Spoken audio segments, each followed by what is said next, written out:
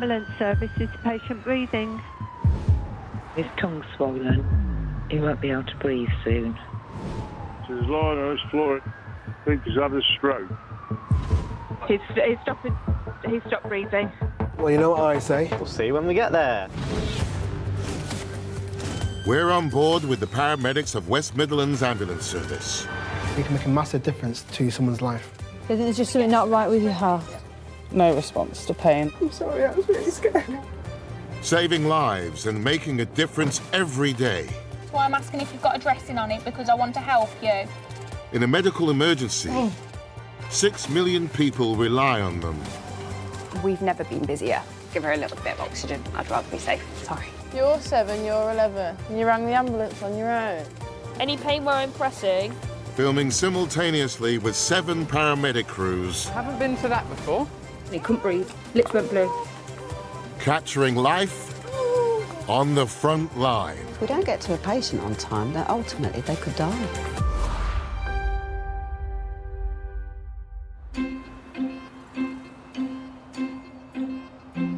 It's 6:30 in the evening, and while most people have finished work for the day, the paramedics of West Midlands Ambulance Service are clocking on for a 12-hour night shift. Did you have a good sleep, mate? I did actually, yeah. I was very tired when I got in this morning. I think it's going to be quite busy tonight, and it's cold out there as well. It's very If anyone's cold. outside. I think we'll be wrapped up tonight, Amy.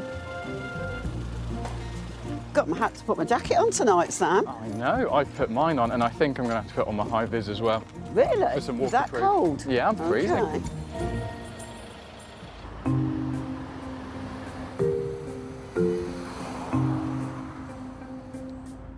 As the paramedics head out, their thoughts are occupied by what tickles their taste buds.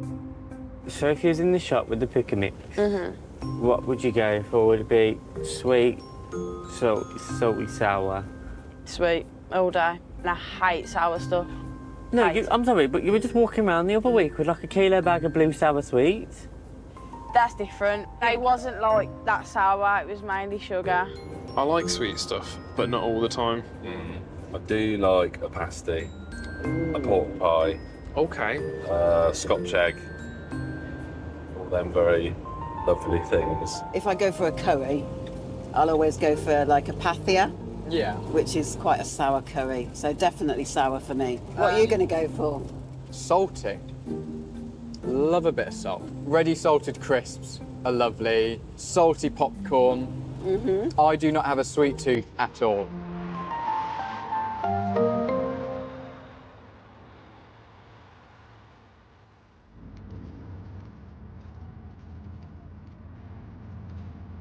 What are you going to have for dinner, do you reckon?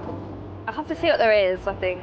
I don't want to get my hopes up, like you did today, and it was there. Oh, no, it's well good to tuna pasta bake. So that would really throw a spanner in the works if we go and there's tuna pasta bake there now. Then I won't know what to do myself. Oh. Isn't it annoying when you go to the shop and there isn't what you want there to eat? Yeah. You build your hopes up, you tuna pasta bake, and if it's not there, when you're going back for break, and you're popping in the shop. You look forward to it all day, and that's probably what's going to get you through the night shift. And then as well, you go into the hub and someone else has got a tuna pasta bake. Ambulance service, is the patient breathing? Yes. Is the patient conscious? No. And is their breathing noisy or abnormal? Abnormal. I think it's having a... That's fine. Okay, no worries. Just calm down. I'm going to go through some questions to get them some help. So just to confirm, are they unconscious, spitting or choking right now? He's stopped breathing. 95. 95, thank you. Can you respond to this catwalk, please? Yeah, I received. Unknown patient, but over the age of 16, and it is a peri-arrest. That's the only details we've got at the minute. The period just before a cardiac arrest is called peri-arrest. This is when the condition of the patient is very unstable. When you get a peri-arrest through, you know how serious it's going to be. It's potentially life-threatening. This person could potentially be in cardiac arrest. Your adrenaline starts going. Definitely. Because the reality is you may have to try and save this person's life. You have reached your destination. Good man this way. Thank you. Who are we here to see? Ken. Ken, is he your relative? Yeah. Yeah, cool. Hello, hello. Hello. Hi, guys. What's happened today, guys? All of a sudden, Yeah. he just came over very hot. Okay. Very, very hot, and then he just passed out. How long was he out for, do you reckon? It was only a few minutes, yeah. Few minutes? Yeah. Okay. She came to get us, and then when we And he sort of started to come Yeah. around, yeah. Okay. When 73-year-old Ken lost consciousness, his granddaughter Hannah rang 999.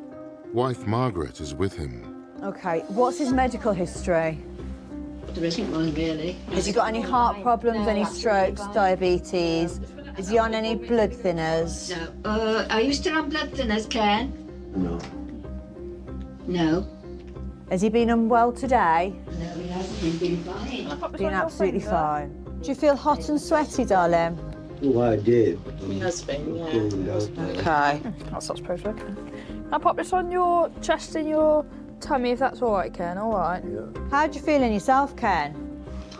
Not bad. What, you mean right now? Yeah, how do you feel in yourself right now? Pretty warm. Warm, You are okay. pretty warm, yeah. He was showing all the classic signs of a heart attack.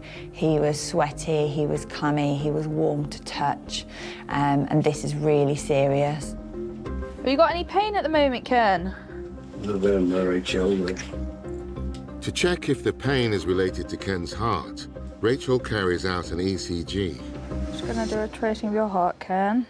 Have you had any chest pain today, Ken? No. No? Just sit nice and still for me. No moving or talking, just for a couple of minutes. STEMI, here, please. The ECG shows Ken is having a heart attack, known as a STEMI. I can get some oxygen on. 4 litres, is such a bit low. A STEMI is a serious condition. It means his heart is potentially dying from the lack of oxygen, as there's a blockage somewhere in his arteries. At the moment, Ken, I think there might be something going on with your heart. All right, so I think we need to get you to the hospital as quickly as we can. And your oxygen levels are a little bit low, so I want to just pop some oxygen on you if that's all right. Yeah? And this pain in your shoulder, how long have you had that for? About 3 days. Nothing in your left shoulder, nothing in your left arm? No? Okay. And what I'm going to do, I'm just going to ring Coventry, because that's the place they deal with all the heart problems. Okay. Hello, it's Rachel from the Right, ambulance how'd you feel? service. I think I've got a STEMI patient for yourselves. Another paramedic has just arrived and helps to get Ken onto the ambulance. We've just literally got him in the ambulance. I'm just going to give him some aspirin, GTN, get a cannula in, and then we'll probably be about 20 minutes. Ken, I need you to chew this aspirin. Tastes a bit chalky and a bit lemony. Okay, darling? Get a good chew for me. Aspirin helps prevent the formation of blood clots. These can often be the cause of cardiac problems. Can I just have your arm, Ken? I just want to try and get a cannula in your arm, if that's okay. Perfect. Have you finished chewing that, darling? Yeah. Okay, just lift your tongue up for me. I'm just going to spray this under your tongue. Lift it right up. Brilliant, thank you very much. Amy uses GTN spray to help widen Ken's blood vessels, reducing the pressure on his heart. I'm just going to draw up some morphine, and then we'll get ready to go, if that's all right. Have you ever had morphine before, Ken? No, so I'm just going to give you a little bit now, just to help relax your heart, if that's all right. At the moment, it's working quite hard, and it might help with your shoulder pain as well. Ready to go when you are? Yeah. There you go. All right, Ken. Just doing your blood pressure. Have you got any chest pain? Rachel contacts the hospital with an update on Ken's condition. Current blood pressure is 51/31. That is post GTN. His initial blood pressure was 139. I'm just about to raise his legs. It was important to raise his legs to restore his blood pressure. Ken's blood pressure was low. It could be a sign that Ken's heart was starting to fail and he could go into cardiac arrest.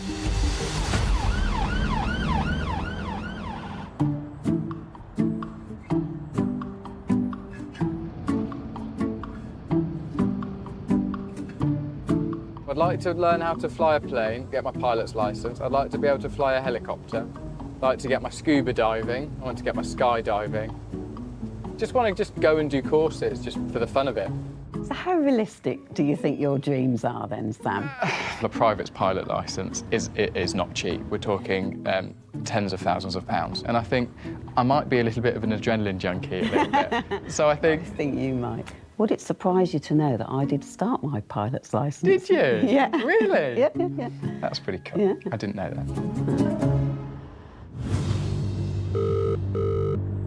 Ambulance services, the patient breathing? Yes, he is. He's just woken up and his tongue's swollen.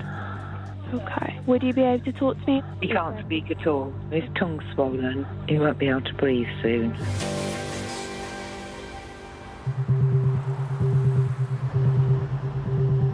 Cat 1, please return to 1-year-old male, query anaphylaxis. Yeah, that's received, thank you. We've got Cat 1, 71-year-old male with tongue swelling. And that's all the details we've got. Anaphylaxis with tongue swelling is absolutely life-threatening emergency. It's really important that we get there quickly, really important that we start treatment. This can kill people.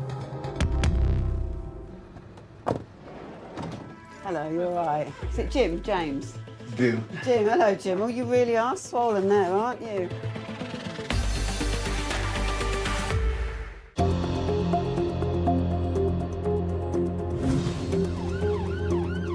You all right, Ken? You okay? You feeling hot? In Warwick, paramedic Rachel and student paramedic Amy are with Ken, who's having a heart attack.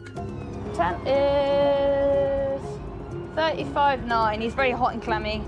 Rachel provides medical staff at the hospital with an update. Do you feel it worse than you did before? No, you feel okay? Ken's blood pressure is dangerously low. Just straighten this arm out for me. I'm just going to pop some fluid into your arm, okay? Just because your blood pressure's a little bit low. This will just help to raise it a little bit, all right. At this point, Ken is still time critical. His condition is still deteriorating with a low blood pressure. He was in a life-threatening situation. 13 minutes later, Ken arrives at University Hospital, Coventry. All right, Ken, a few bumps on the way out, all right? Having been alerted by Rachel, the cardiology team will be ready and waiting to treat Ken.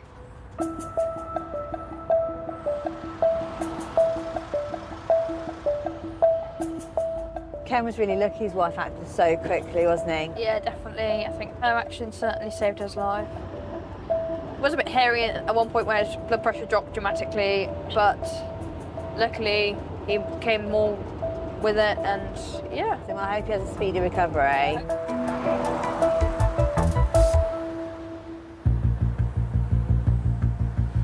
What does your throat feel like? Itchy, sore? Oh, you're struggling to swallow? Yeah. In Coventry, student paramedic Sam and paramedic Chris are treating 71-year-old Jim. When his tongue swelled up and he was struggling to breathe, wife Susan rang 999. Are you allergic to any medication, Jim? No. No, OK. Might just give you something to get that swelling down a little bit, all right? Because we certainly don't want it getting any worse, do we? All right. It did back time. Hey? It did back time. I've had it before. You have had it before. 6 months ago, Jim was in hospital with anaphylaxis, a life-threatening emergency. We're just going to give you a little injection in the top of your arm, OK? People who are actually in anaphylaxis are some of the most critically unwell patients that we will see. It's kind of as poorly as you can really get outside of hospital, and you can deteriorate so quickly. Essentially, you're not getting air into your lungs because of an occlusion with your airway, and this can be fatal. Right, I'm going to give you a little bit of an injection in your arm, OK? Sam gives Jim adrenaline. This should help reduce the swelling. I'm on a lot of medication. Well, you've had a heart operation, haven't you, Jim? Yeah. You had a bypass. No? Transplant. A heart transplant? OK. So you are going to be on a lot of medication, aren't you? Yeah. When did you have your heart transplant? 12 years. There you go. Thank you. We're going to be heading off to the hospital, aren't we? Yeah. You're happy with that, Jim and Sue, yeah? This is a really serious situation. We need to get that swelling down and stop the potential for his airway to close. So we need to treat him as quickly as we can and get him to hospital as fast as possible. And what we'll do, Sam, we'll let them know we're coming. Yeah.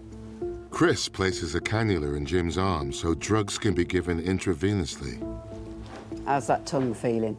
Chest feeling okay? Not tight or anything, no? Are you happy for another dose? Uh-huh. Hello, coming to stab you again, I'm afraid.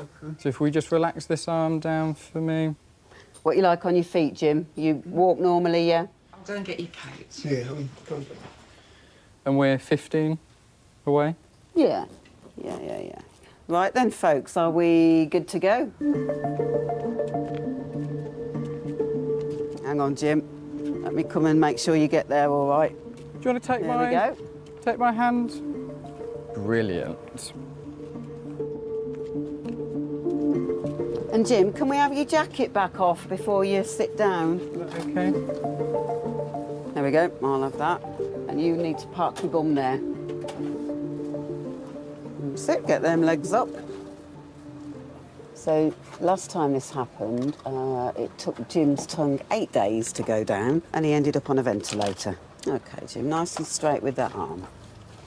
Right then, it's going to be another injection in here, I'm afraid. Just relax this arm down for me. I'm just going to go in here again. This is Jim's 4th dose of adrenaline, but it appears to have had little effect. Open up for me, Jim. Let's do the best you can. OK. It hasn't really gone to the back of your tongue. It's way more the front, which is good. Very good. So it took a while, didn't it, before Sue to go down? 8 days?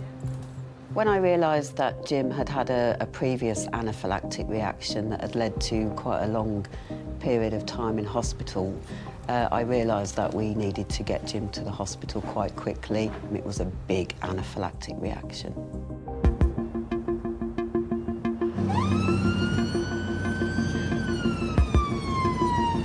And how long an operation is it? A heart transplant?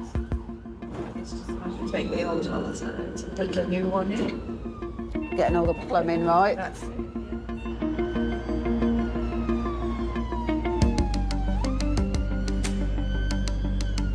What we've done, we've let them know that you're coming. Yes. So we're not going to have to wait. They'll be ready for you, basically, Jim. After a 7-mile journey, Jim and Susan arrive at University Hospital, Coventry. All right, Jim, tuck them arms in. Fantastic. Happy? Yeah. Here, medical staff will attempt to get Jim's anaphylaxis under control.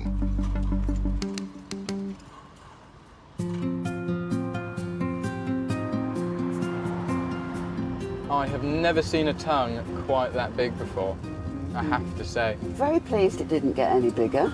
I know. Really nice guy. Yeah, and wife as well. Yeah.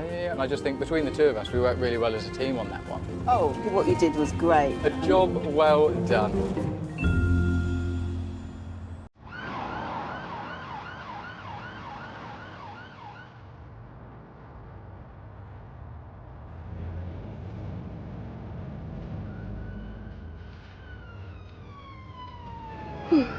Flagging already. Uh-oh. Think it'll be time for a hot drink or an energy drink now and you. Yeah. I'll have me hot drink like a little old man. Oh, it's too late. Yes, I think we should both be tucked up in bed. Oh, don't. I feel like when we talk about sleep on a night shift, it does make us really sad. Yeah, because I would much rather be in bed than on a night shift. And then when we see like people walking the streets at 3 AM, I'm like, you are taking advantage. Because you could be asleep right now. I physically can't. And that really upsets me.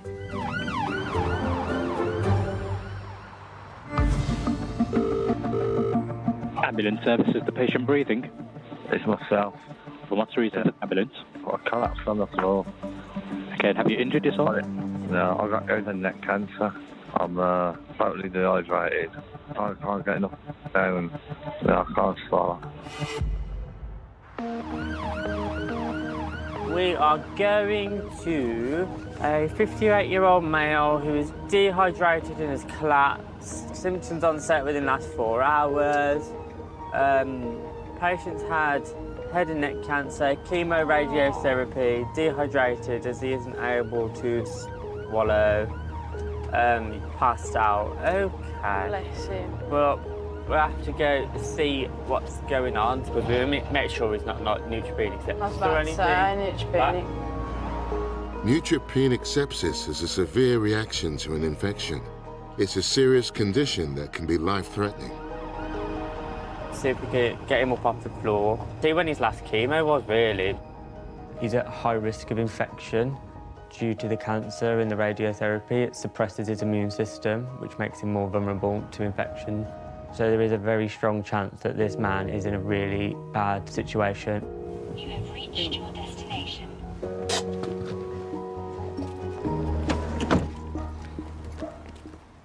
Hello. All right. You all right, bud? I'm James. This is Chloe. How are we feeling? Terrible. Terrible. How long you been feeling like that for? Quick set of Couple of days. I'm just going to chuck some wires on you, bud, while he has a chat, OK? When he goes to stand up, yeah, he just collapses. 58-year-old Mark has been diagnosed with head and neck cancer. Friends Debbie and Julie are with him. We have his radio and chemo. Yeah, when was your last session? Today. OK. When we first walked into Mark, I immediately looked at him and thought, this man is not well at all. So we needed to get some observations on him as soon as we could. And we knew as soon as we walked in that this man would be coming to hospital with us. He's been having the radiotherapy for 6 weeks now. OK. Pop your finger in here. Can't swallow anything. OK. How long to swallow him? Was it just today? I was able to prep it yesterday. Yeah. Not today. OK. You had any vomiting or anything? Oh no, I suppose sick. There's sick and flammable, you know what I mean? Yeah. What colour is it? Is it like white, green? Green. How long has it been green for? 2 hours. What temperature, man? 38.3. A high temperature and green phlegm are indications of an infection. Yeah, you won yourself a trip to hospital, bud. Like, you live here? No. Because you're on your chemo and radiotherapy. It weakens your immune system.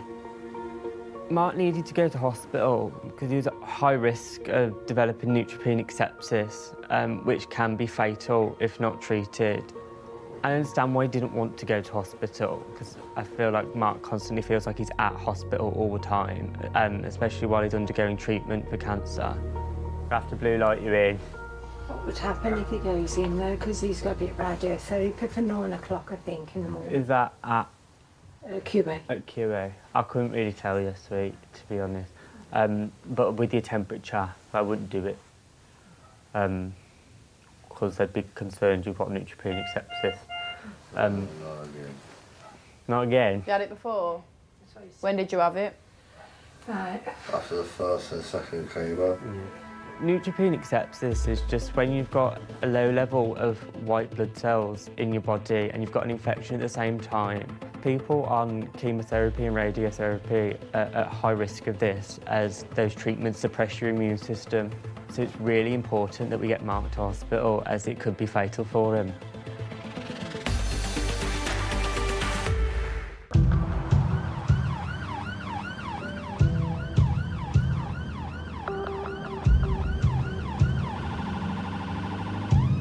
As the West Midlands sleeps, we're on board with 7 paramedic crews simultaneously as they work a typical 12-hour night shift.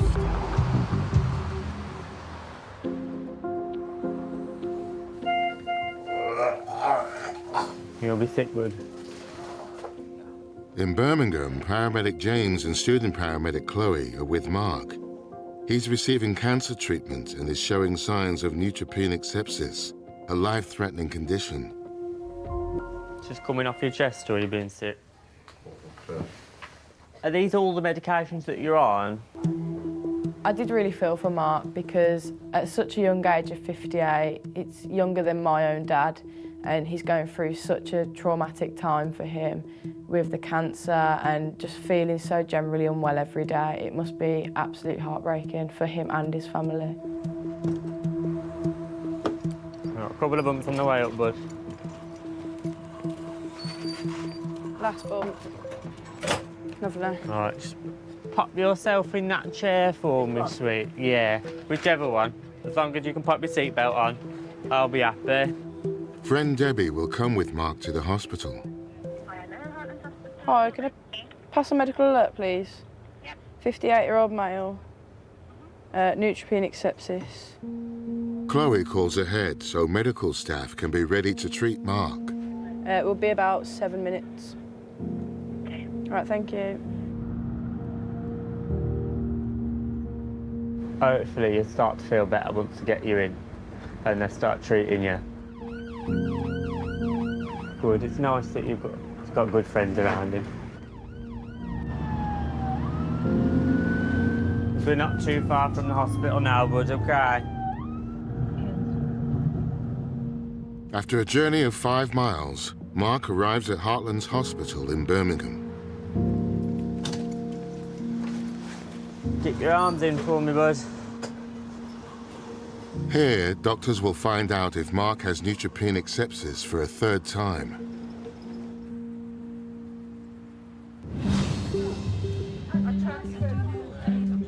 When we ring 999, the first voice we hear from the ambulance service is the call assessor. Listen, listen, listen, calm down, calm down. She lost any blood from anywhere at all? They decide which calls require the most urgent response. It's not a job for the faint-hearted. It is really important because it's life or death, it's life-threatening. So out of all my jobs that I've done, this job is the most important job. Ambulance service, is the patient breathing? It's for myself. Okay, what's the reason why you need an ambulance? I've just been upset and I just want to hurt myself serious. I was just been fed up. I've been outside. So we have arranged help. We will be going out to you as soon as possible, okay? You know, I just want to do what I've got to do. Hurt serious. Okay, so we are aware that you are feeling suicidal. Is that right? Yeah, I'm about to do it. So you feel like you're going to do it now? I will do it. When a patient tells us that they're going to kill themselves, we'll never get used to that. What's the plan that you've got? I've got nobody, right? I've got no friends, right? Just lose you. So you're feeling quite low with no friends at the moment? I'm both so nobody's gonna find me. I'm not gonna be here. I'm just going off. So we are doing everything we can to get you some help today. It's really hard to hear that somebody hasn't got any friends, and he did say he has been taken for granted, and you know, it does make me feel sad. Everybody just take liberty. I'm sorry to hear that. I'm very sorry to hear that. I'm gonna take my life off. This is the way it's gonna go. Okay, so we have arranged help for you. We will be with you as soon as possible. That will be gone. Bye. Sir? Hello? After I took the call, I spoke to my supervisor and just let them know that I'm feeling a bit rubbish. I feel like, you know, I wanted to do more, but I just wasn't able to because the line disconnected. An ambulance was sent to this patient. After an assessment, the crew recommended that he go to hospital, but the patient refused.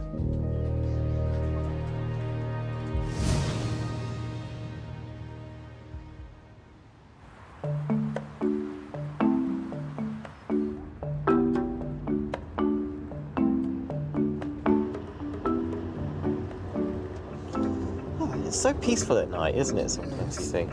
Hey, tranquil? Tranquil. Yeah, that's it. Have you ever written with a quill? No. I would give it a go, though. It's quite hard, yeah, because the tip's very fragile. Right. I don't know, I feel like writing with a quill, you can feel very fancy and posh while doing Definitely it. fancy, yeah. I feel like it'd be nice to like write out invitations. Yeah. With everything what looks like we want to look fancy. Yeah, make an effort. My handwriting's awful. Yeah, mine is too.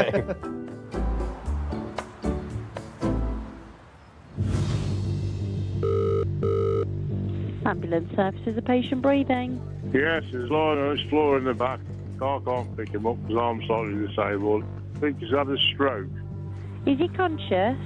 No, I'm trying to see if he's got a pulse.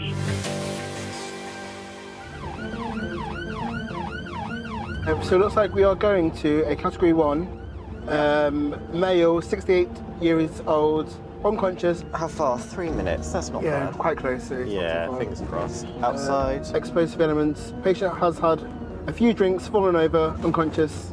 Patient has incoherent last 3 days. Notice his face has dropped on one side. Okay. Quite a lot of things going on then. Yeah.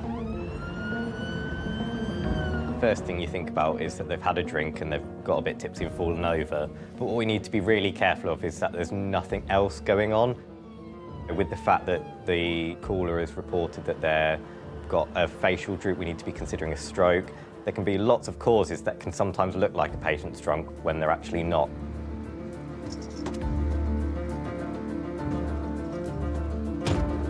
Tom and Ryan are met by the patient's brother who made the 999 call. We've only had a couple. When you say a couple, like 2, 3? About 4. About 4, okay. I was trying to get him home and he just went over him. What kind of medical issues does he have? Like any high blood pressure?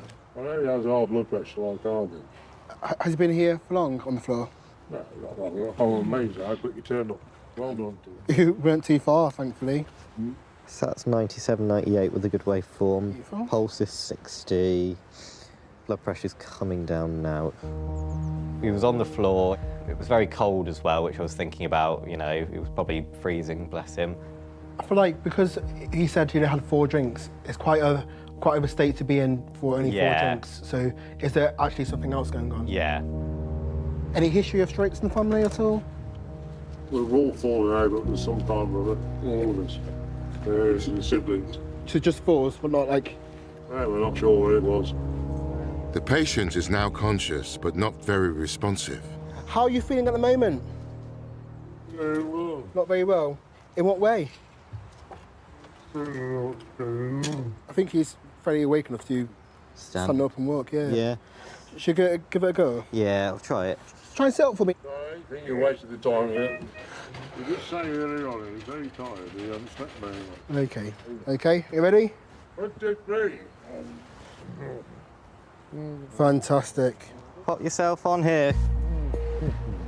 That's it. Perfect. Few bumps, mate. Once in the ambulance, Tom and Ryan can carry out a thorough assessment. If I touch here, does it feel normal? Does it feel normal? Yeah? This side? Can you stick out your tongue for me? Stick out your tongue for me. Your tongue. Fantastic. Puff out your cheeks. Keep them inflated. Boy. I need to check something. Yeah, boy. So puff out your cheeks for me. Boy. Can you lift this leg for me? Lift this leg for me. What? Can you lift this leg? Why? Can you make sure you're okay? These simple tasks are designed to show if the patient has had a stroke. There's no unilateral weakness. His speech doesn't seem acutely slurred. Perfect. Ryan's checks suggest this patient hasn't had a stroke, but he's also carried out an ECG, and that's showing some irregularities with his heart. Oh, he's on 2 types of beat blockers. Okay. The patient's medical records show he has a history of heart problems.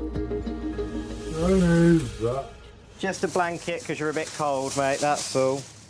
Why? Because you're cold. Am I okay to put a cannula in your arm, a little needle? Okay. No, you're not. At the moment, we think you're intoxicated. Oh, what? Intoxicated. Nobody. Yeah. And you've got some ECG changes that we are not completely happy with. When a patient doesn't really comply with my assessment, it makes things a lot more difficult than it needed to be. If a patient was just do as you say, it makes it a lot easier to kind of rule out any red flags, any big sick symptoms. So I'm going to put a needle in your arm to give you some fluids. Why? Because you're intoxicated at the moment and your blood pressure is on the lower side of normal for yourself. Is this legal? It is legal, yes. Do you know where you are at the moment? No. What vehicle are we on? No vehicle. Yeah. No question. Ryan inserts a cannula in the patient's arm. This allows direct access to his bloodstream, should drugs need to be given intravenously. It's just water, that's all. That's what you say, but I can't believe it. So at the moment, you don't have mental capacity. That's why you can't believe us. Have what? Mental capacity. I do. So you don't understand what's happening or where you are at the moment. Bollocks. Mental capacity is the ability a patient has to make a decision for themselves. However, this patient did not have mental capacity. So it's important that we make the best interest decisions on his behalf. Let's go.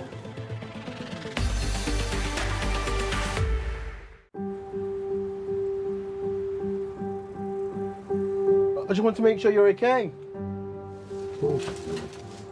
Near Coventry, technician Tom and paramedic Ryan are treating a drunk patient who's being verbally abusive.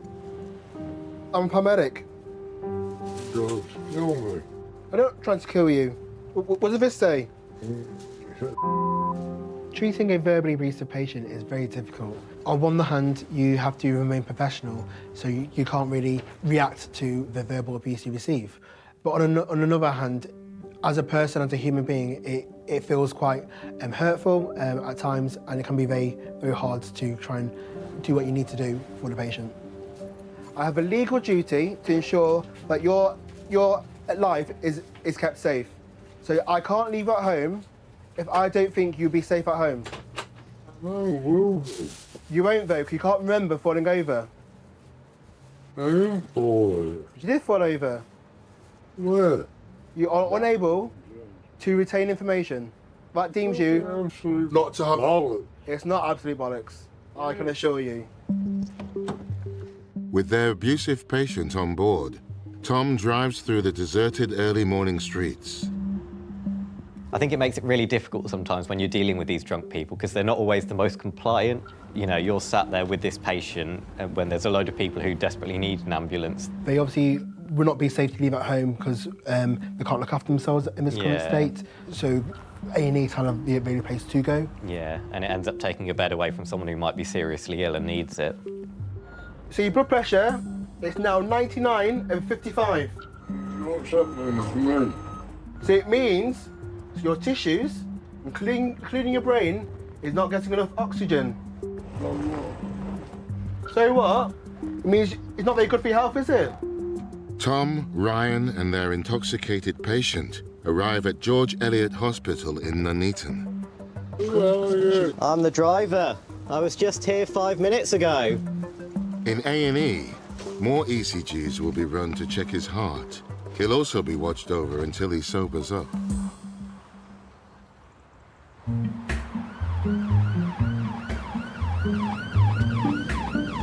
In Birmingham, student paramedic Chloe and paramedic James have just finished their second job of the night. Weren't you in for a meal round here the other night?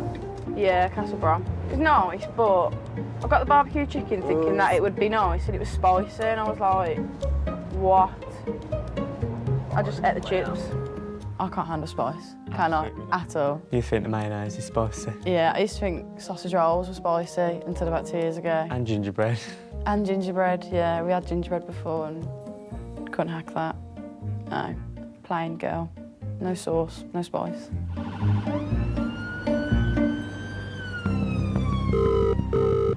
Is the call for you or someone else?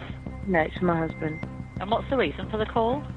So he's tweaked his back earlier today and it's just all of a sudden it's just gone mad and he's got like shooting pain down his leg and he's currently laying on the floor and can't get up. He's saying it's like excruciating.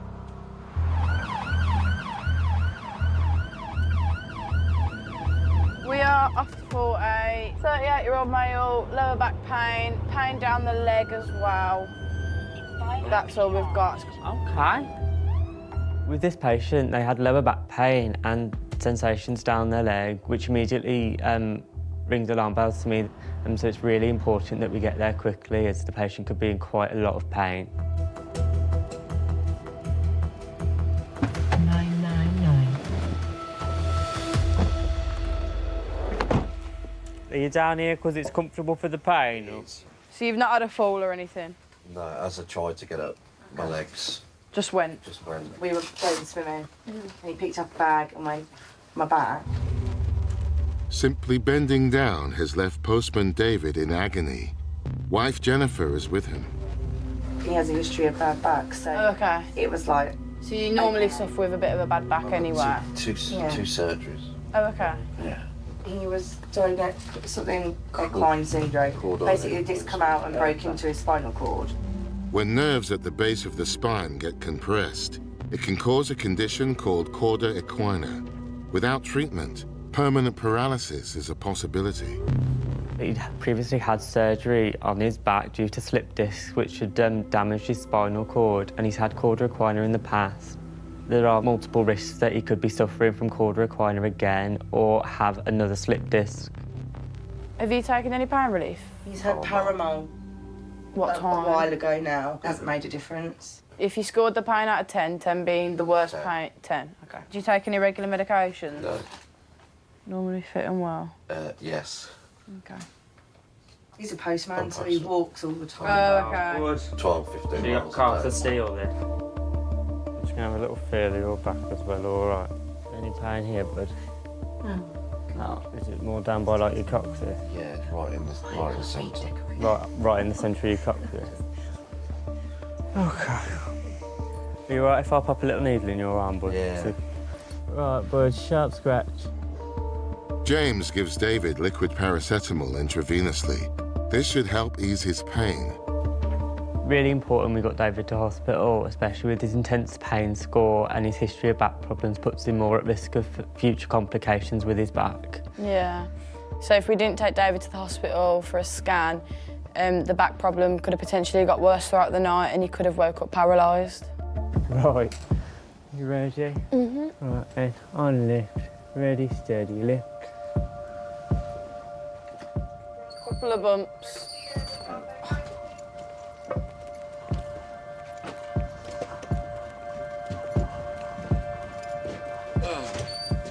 Last little bump. I'll get this morphine sorted out for you, bud. Wicked. Intravenous morphine will help reduce David's pain.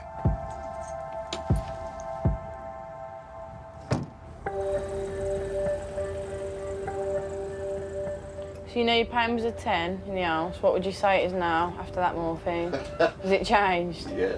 What would you say? About 6. I thought you was going to go to so 0. So much more comfortable here. Yeah. Was you in Heartlands for your operations last time? No. QE. QE. So both. The first was emergency surgery. Really? Yeah, because I fell on the stairs, my legs stopped working. Oh, you're joking. She was 7 months pregnant, it was a nightmare. Oh. After 4 miles, David arrives at Heartlands Hospital in Birmingham. You'll have to have some of them grippy socks to keep your feet warm. Here, X-rays will show the extent of the damage to David's spine and reveal if he'll need more surgery.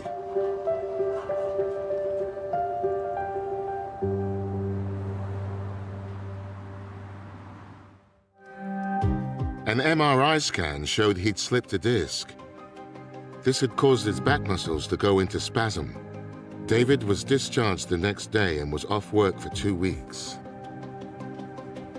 Ken, who collapsed with chest pain, was having a heart attack. He had 2 stents fitted to widen his arteries and spent 4 days in hospital. Mark, who had cancer, was diagnosed with neutropenic sepsis for a 3rd time. He was given intravenous antibiotics and spent 8 days in hospital.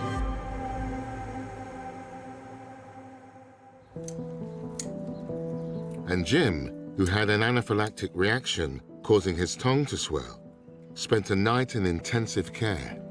They x-rayed my throat to see if my airways were compromised, but this time they weren't.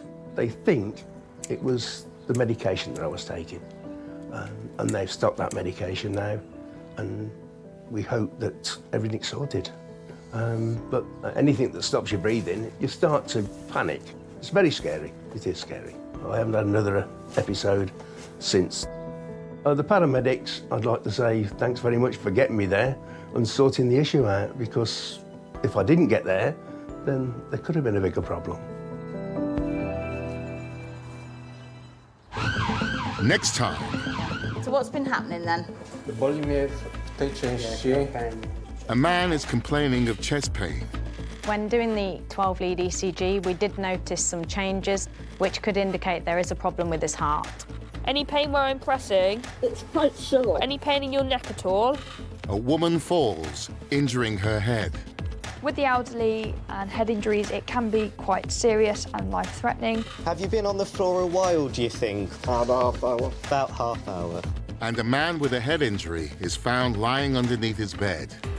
He's definitely took a big hit on his head, very swollen black eye, and it makes you think what other injuries are going on, and it really makes you think about, has he got a bleed on the brain?